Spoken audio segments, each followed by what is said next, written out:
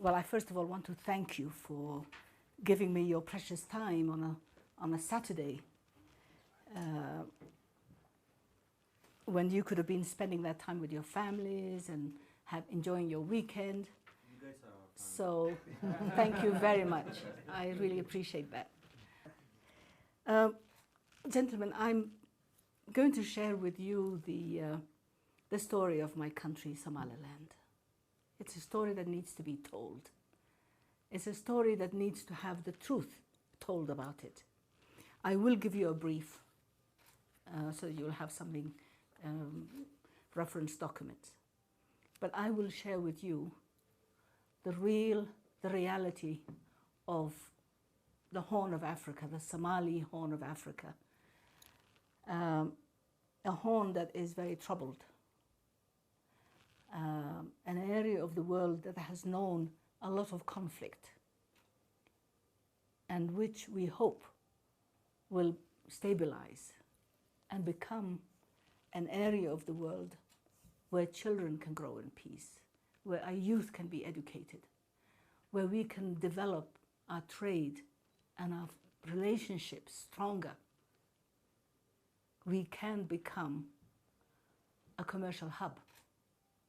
But before that happens, we need peace. Peace is the foundation of all development. I know that you here know what Somaliland is, or where Somaliland is. As you know, Somaliland is the former British Somaliland Protectorate. To our west, there is the La Côte Française des Somalis, or the territory of the Afars and the Isas, which is now the Republic of Djibouti. Then you have British Somaliland Protectorate. And then to the east, we have La Somalia Italiana, Italian colony of Somalia, and one of the three colonies that Italy had in Africa: Somalia, Eritrea, and Libya.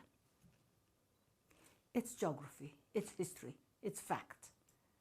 You cannot change it, I cannot change it. That is history.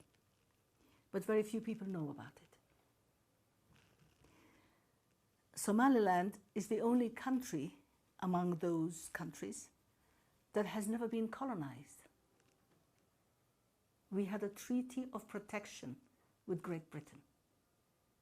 Djibouti was a colony, Somalia was a colony. But Somaliland was the British Somaliland Protectorate. That is very important because as a protectorate, we have always been sovereign. Somaliland gained its independence on the 26th of June, 1960. We have the same birthday, the same Independence Day as Madagascar.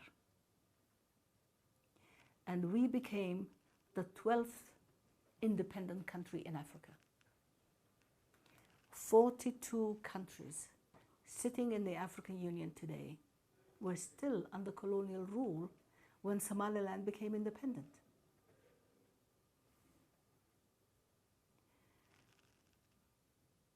We have, because Somaliland had its sovereignty, we had a very powerful national movements that were campaigning for the independence of all nations. There was the wind of change, the wind of freedom in the late 50s, in the mid 50s, and the time of Kwame Nkrumah, Julius Nyerere, and Jomo Kenyatta, Hastings Banda. These are the people who were campaigning for the independence of the African countries. And the vision at that time was when these African countries would become independent, then they would form the great Pan-African movement. Our people in the 50s had that vision of unity, of cooperation, because unity is strength. Unity brings economic power. It encourages trade. Unity, wanting to unite African nations, was not something that was imposed on us, but it was something that was born out of our leaders, from our leaders, encouraged from our leaders. And our late president, Mohammed Ibrahim Egal, who was also my first husband, was one of the leaders who campaigned for the independence of African nations and Somali nations. Because we were not a colony, we had the freedom to speak and campaign. Italy was oppressing the people in Somalia. They could not hold open political campaigns. But we in Somaliland could. And for 1 year before independence, the British groomed Mohammed Ibrahim Egal, who became the first president of an independent Somali nation on the 26th of June 1960. But for 1 year, he was the leader of the government. So the British were training him to hand over the reins of governance to him. These were times when we were were passionate about our freedom, about our independence.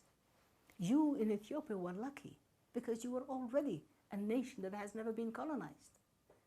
You were always free. Ethiopia is a great nation that has never known the oppression of colonialism, except for the Second World War, a few months of occupation by the Italians. But you have always been free. We also wanted to be free.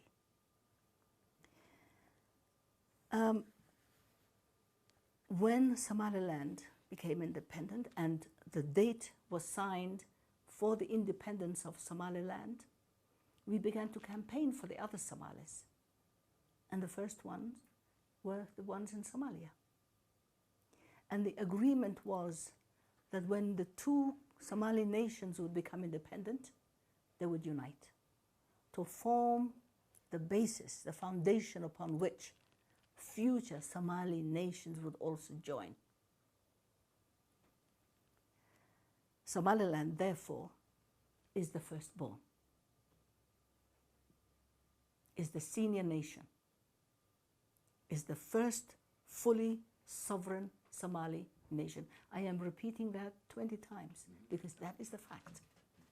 I am repeating that because our neighbor Somalia, who is a junior partner, who became independent 1 week after Somaliland, somehow has given itself a position of owning Somaliland, given itself a position of deciding the fate of Somaliland. Where that has come from, we don't know, because Somalia has never owned Somaliland, has never won Somaliland, has never bought Somaliland. We were two independent sovereign nations who voluntarily united. Somalia, being the second independent Somali nation, somehow did not respect the Act of Union between former British Somaliland and former Eternal Somalia. The Act of Union that should have formalized our union was never signed, was never approved by the parliaments of the two nations. When there was a plebiscite, a referendum, they froze it because the referendum showed that the people of Somaliland did not accept the terms that Somalia had included in the Act of Union. So in fact, Somalia and Somaliland have never united formally. It was never a formal union. There was never a signed contract. There was never a marriage. It was an informal partnership.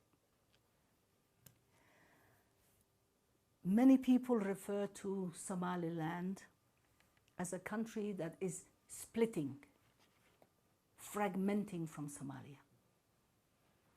It is not.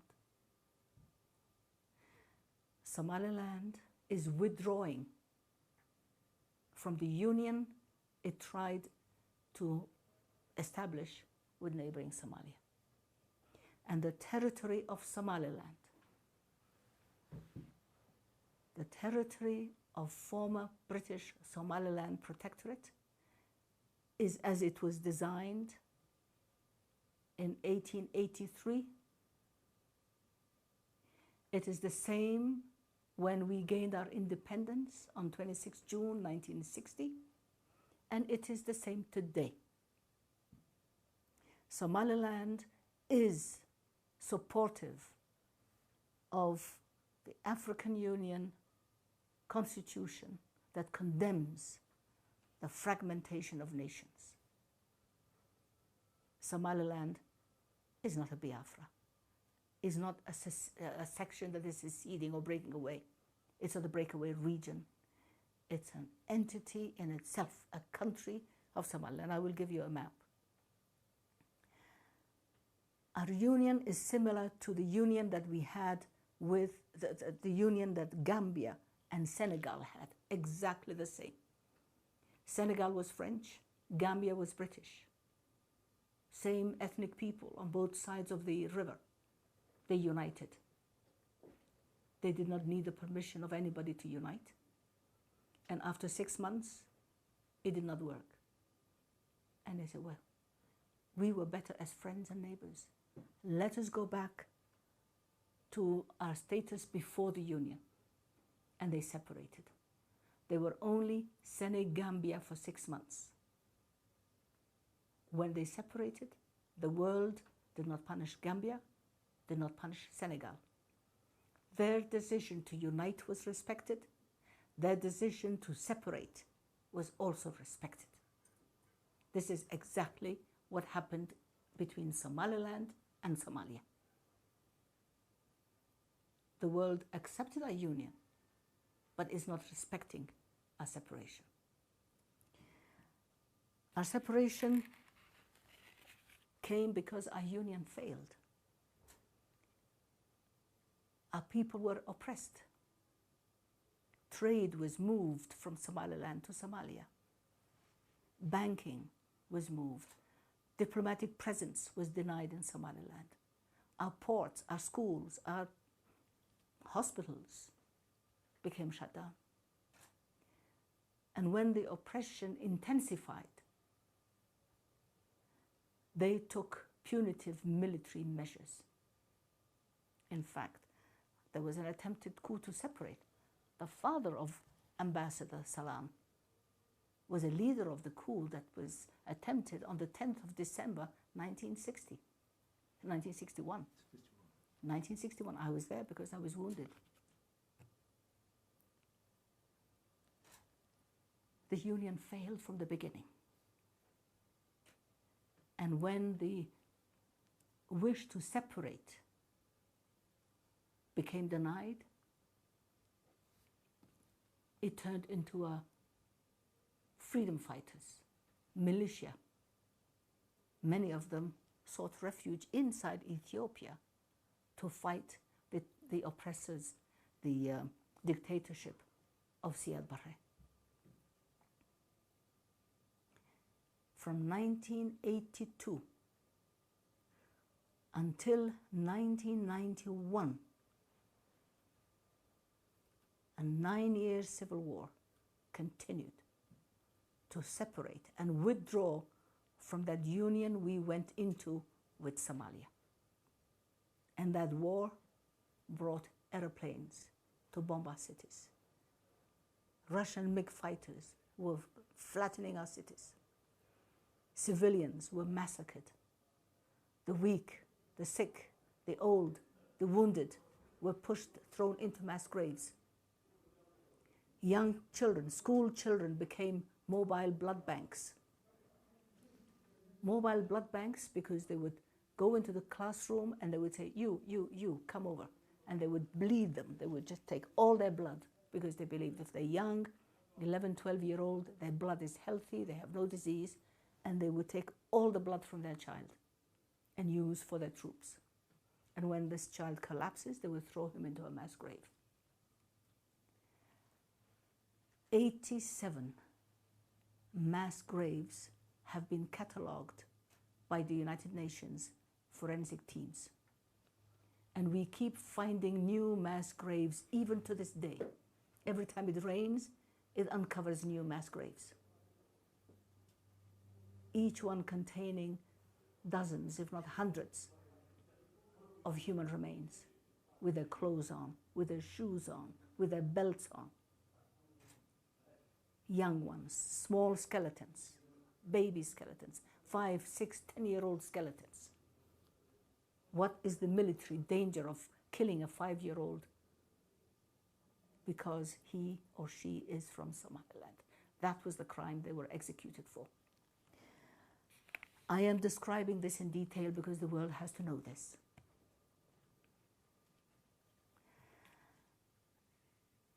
In 1991, 9 years after our civil war ended,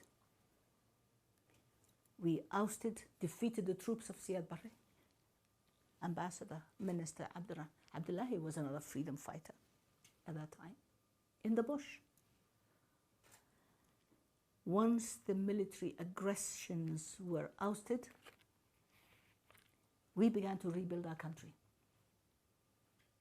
But before we could do that, we offered a general amnesty to all our people. All the clans, traditional elders, sultans, chiefs, leaders of Somaliland agreed on 2 things: the unanimous separation from Somalia, 2, their peace among themselves. No enmity, who was with who was fighting what, general amnesty. And that general amnesty also included the troops, about 30,000 troops of Somalia were still inside Somaliland territory and were as prisoners. And for 3 months, those soldiers who were captive, who were prisoners of war, were not shot, were not killed, were not starved. They were protected for 3 months. They were given food, they were given water. A Somali gives you water, he's giving you his life. We shared whatever we had with them. And once we secured a safe corridor, we said, go home. Just go back to Somalia. That is the best thing that we ever did. We could have denied them food. We could have denied them water. Within days, they would all have been dead. The crows would have had a feast. The hyenas would have had a feast. But that would have been the wrong thing to do. We started to rebuild our country. We brought our people back from refugee camps. The biggest refugee camp in East Africa was inside Ethiopia, Harta Sheikh. Ethiopia protected our weak, our sick, our refugees, protected them from other Somalis who were bombing them. You gave 1 million of our people protection, and we will always, always be appreciative and grateful for that. Others went to Yemen, others went to Djibouti, some went to Europe and as far as they could go, running away from an enemy who was their brother, another Somali. A Somali killing a Somali. We rebuilt our country with whatever we had left. There was no Marshall Plan, there was no, what was that name? There was no plan to rebuild Somaliland. We built it ourselves. There's no IMF. There was no peace dividend. There was no international support to rebuild Somaliland. There was no World Bank. There was no IMF. There was no bilateral aid. We did it with what we had and as best as we could. We developed our constitution. We established law and order. We demobilized our powerful militia that defeated Siad Barre. Not with international troops, but we did it our way, the traditional way. We disarmed a very powerful militia with less than $100,000, paid for by the people, by the community themselves. Our neighbor Somalia has had every nation support it and has failed to demobilize its Shabab and its militia. 28 international nations have been in Somalia. Americans have been there, the Germans were there, the Brits were there, the Ethiopians are there, the Djiboutians are there, the Kenyans are there, the Ugandans are there, the Rwandans are there, the Burundians are there, the Pakistanis were there. 28 nations have given their sons and the blood of their sons to protect Somalia, inside Somalia. And a victory is still not in sight. I don't know how many Ethiopian troops have died there. I don't know how many Americans have died there. Anybody who has watched Black Hawk Down will see the Marines who were dragged in the streets. Today it is Somalia refugees who are in Kenya, Dadaab, who are protected by Kenyans in Kenya.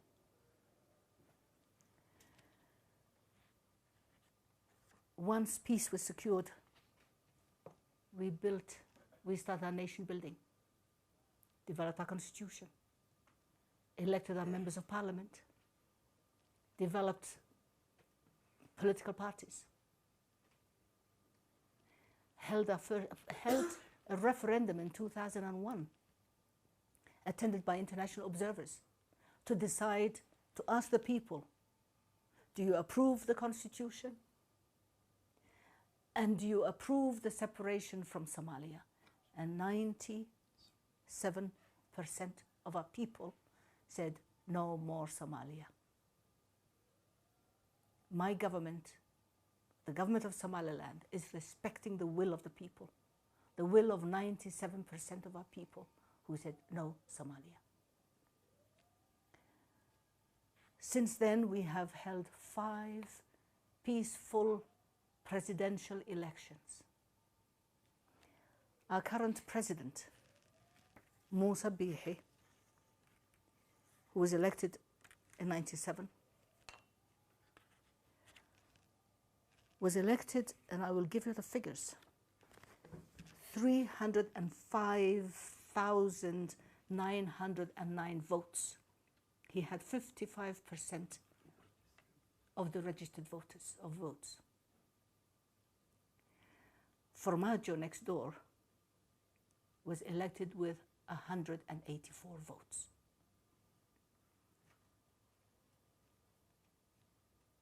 Who is a true president? This is the question I ask myself. Which one is a true president? The one who is elected by 1/3 people in a population of 4 million.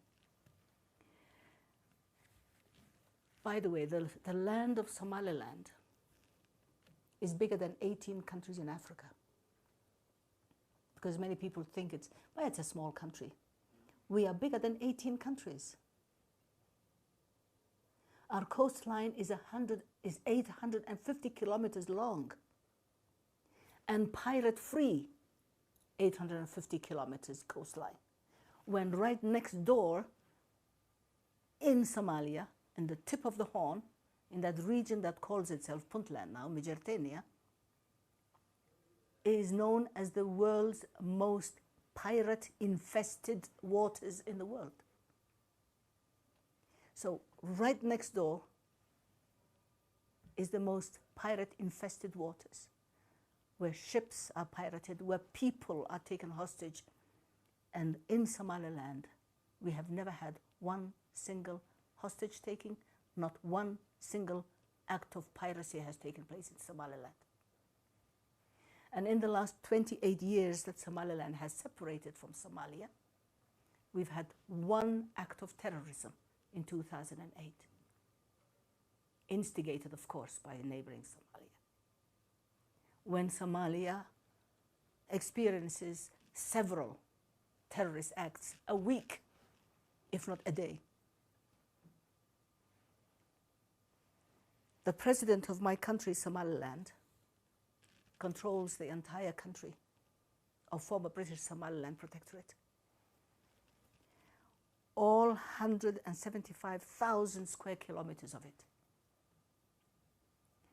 The president of Formaggio does not even control one street. Even his presidency is protected by Amazon, protected for him.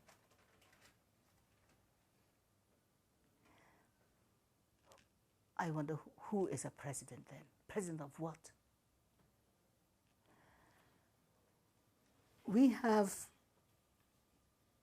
Somalia has maintained peace and stability over the years.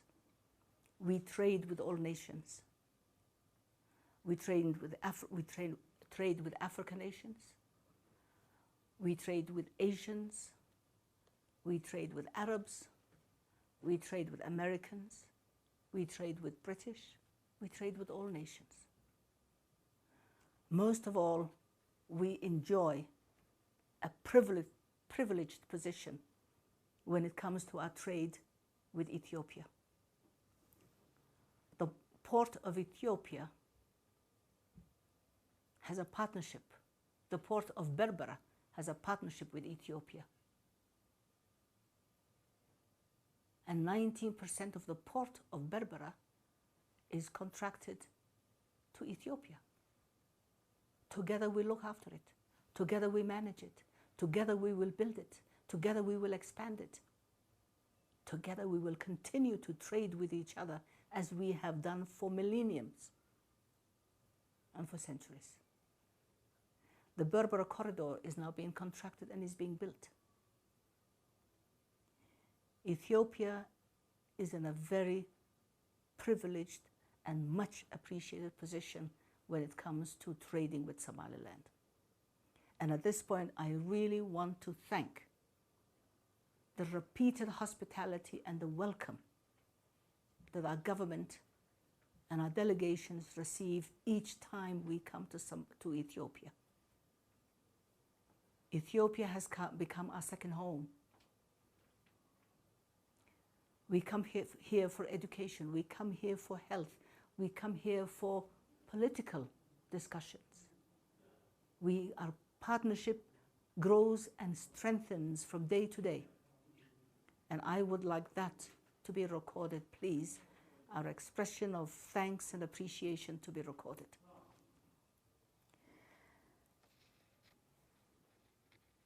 Recently, our president and his delegation traveled to the country of Guinea, Guinea-Conakry, at the invitation of President Alpha Condé. Over the years, Somaliland heads of states, ministers, and delegations have visited over 90 countries.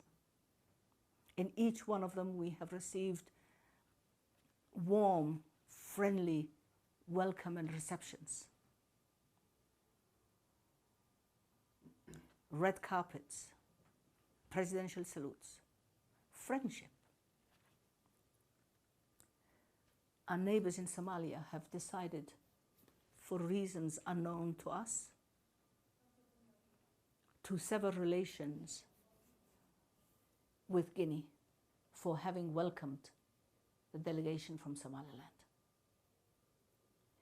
Now the question I ask myself is Somalia planning to sever relations with another 90 countries that have welcomed Somaliland? Is it planning to sever relations with Ethiopia, Djibouti, and others? We think this is a great disrespect to the president,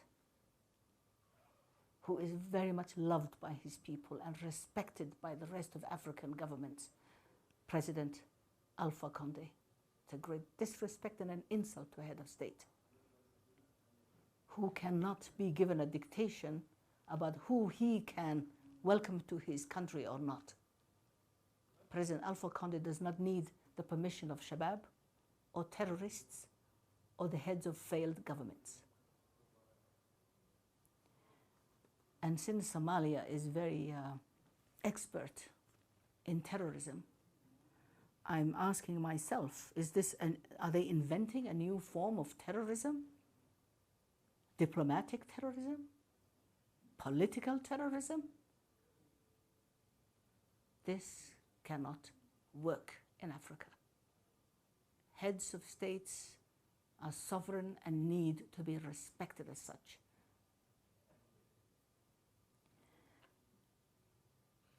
The world considers us to be still part of Somalia. When we united with Somalia, Somalia was one country. Today, Somalia is fragmented.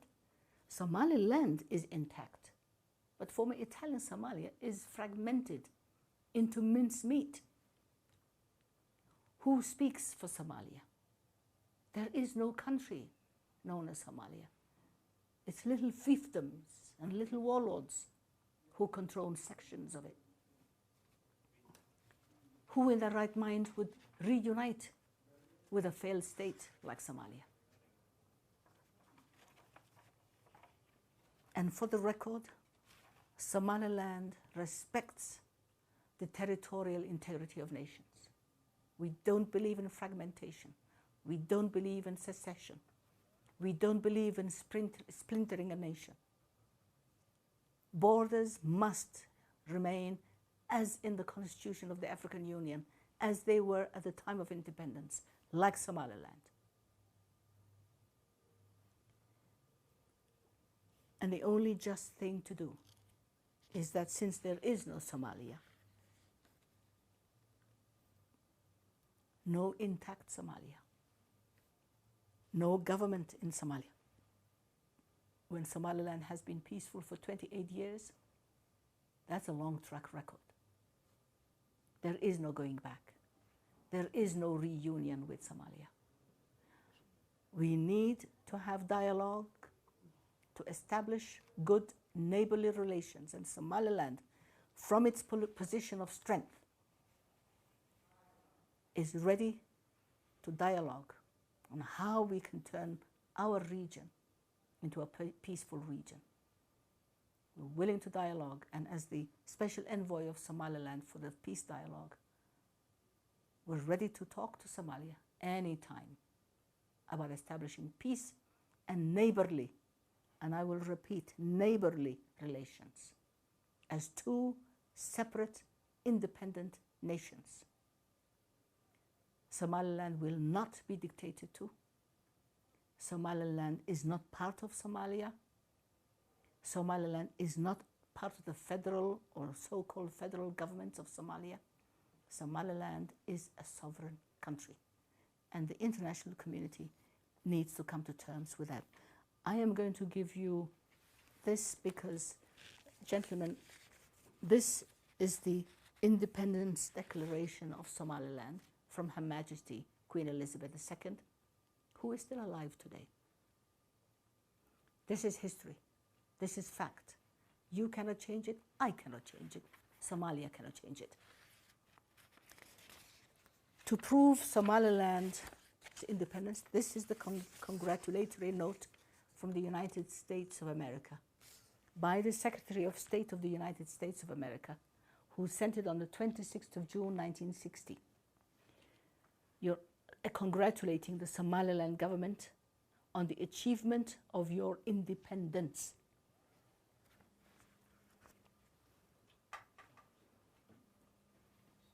Yeah, on the achievement of your independence in 1960. So when people say Somaliland wants its independence, they don't know what they're talking about. Somaliland has always been independent. And I will have also added this to show you French Somaliland, Djibouti, British Somaliland, and some Italian Somalia. That's how the territory was at the time of independence. And gentlemen, I am happy to answer some questions if necessary. I will give you this as a reference, and my colleagues and the Minister of Health, who I should have introduced at the beginning, and I hope you will forgive me for this oversight, are here. We're here on a goodwill, not only for Somaliland, but for the entire Horn. We must be wise. We must build our nations, and we must bring peace to our Horn of Africa. We cannot spend all our energy on fights and weapons and killing. We must learn to build and grow. We must learn to improve. We must reach the development that other nations have reached because of peace and stability. So I thank you for having given me this opportunity to explain the position of my country to you. I hope you will share this with the world, and I'm happy to answer any questions. And of course, you will excuse me because I am 82 years old. If I talk too long, you will forgive me, but that's what grandmothers are for. Thank you. So my first question is, at 82 years old, how do you stay so beautiful and so young? What's the magic? So my second question, your nation is lucky to have you. I've never listened to someone speak so eloquently for a country that we know very little about. I've never been to Somaliland, but I'm tempted to even come by your speech. And I was just listening to trying to watch your TEDx talk, and I was doing your background information because you didn't introduce yourself at the beginning. But it's like listening to it's like poetic justice. So thank you. So my question is, our prime minister is known to venture to nations like Sudan and even attempt to bring peace in Yemen, and trying to bridge the gap between Kenya and Somalia. Have you spoken to him? Have you, your president, in terms of having him play a role to bring the kinds of conclusion you want to see between Somaliland and Somalia? Thank you. Your president is my friend. She's my colleague, my friend, and you're very, very lucky and blessed to have a woman president like Saleh. We were diplomats together in Djibouti when she was ambassador. And she's a great woman. I love her very much. Well, I just saw her in Vancouver a few weeks ago. We just kissed. Your prime minister did not forget to try and bring peace. He brought peace between Eritrea and Ethiopia. Who would have imagined, who would have thought that possible a year or two ago? The problem is in Eritrea and in Ethiopia, you have people who can dialogue and speak and understand each other. Our neighbors in Somalia do not want peace because they are gaining from lawlessness. Lawlessness has become their trade. They don't want to come to the table. They don't want to accept anything short of domination or ownership of Somaliland. And this is not going to happen. When Somalia cannot even control its own country, that is the obstacle. We don't have a willing partner. We are ready. And your prime minister did not overlook that. He tried. My president and your prime minister have had several dialogues because together we work on the peace and stability of the Horn. Ethiopia is our biggest partner. That's why we have no pirates. That's why we have no terrorists. Together we keep watch. You sleep because we keep watch. We sleep because you keep watch. We keep watch for each other. Our partners, our neighbors in Somalia do not want peace. Thank you. Regarding any kind of contacts you may have with Somalia, or the government based in Mogadishu, do you have or are you trying to have low-level contacts or indirect contacts with people that have let's say close contacts with the administration of Farmajo for with the administration of Farmajo to ensure, at least to try to have a neighborly dialogue and for the general well-being of the Horn region. My second question relates to there are disputed borders with Puntland, I understand. From time to time, there have been several daily clashes. What's the situation currently? There has been no stable government in Somalia for the past 28 years. They've had 16 peace conferences to bring peace among themselves in Somalia, Italian Somalia. To this day, they are even more fragmented today. As you know, they've had every 4 years there's a new one who comes. Ali Mahdi, Hussein Aidid, and so on and so on and so on and so on to Farmajo. Every 4 years a new one comes. They change their name: transitional government, national government, federal government. I don't know, next one, I don't know what they're going to call it. No government. But somebody comes, gets nominated by 200 votes, spends $1-2 million, buys the votes, collects as much money as he can, and goes away and makes room for the next one. The people of Somalia are suffering. But the people of Somalia have no vote, have no voice. They have no peace. They have not known peace for 28 years. We have contacts with people who try to mediate. Britain has held mediations with us, with the government of Somalia. Turkey, twice. The Emirates, the Egyptians have tried. Everybody has tried. But Somalia does not want peace. Now, when it comes to the region that is referred to as Puntland, is the region of Migertenia. You know, in the Somalia Italiana, if you look at all the regions, Mudug, Migertenia, Banadir, and Bay, Bakal, these are all the regions. Juba, and the region of Migertenia changed its name in 1998, 21 years ago, to Puntland. But it's a region of Somalia. And of course, because it's the nearest one, the one that we have a border with, there are always skirmishes and there are always aggressions. But the boundaries of Somaliland are not disputed. They are as the British has left them in 1960. Okay, thank you very much, Madam, for this briefing. You enlightened us a lot about our neighbor, which we only know a little about. Thank you for that. I have a few questions. The first one is, let me introduce myself. I'm Andualam Sisa. I write for New Business Ethiopia. It's a more economic website. And I also write for Daily Nation as a correspondent from here for Kenya. The first question is, I want to focus on economic and trade relationship between Ethiopia and Somaliland. Can you put some figures on these trade relations over the past years, how it was growing? And the other is, there is expansion on the port of Berbera, and any progress on that one? That's also interesting to know.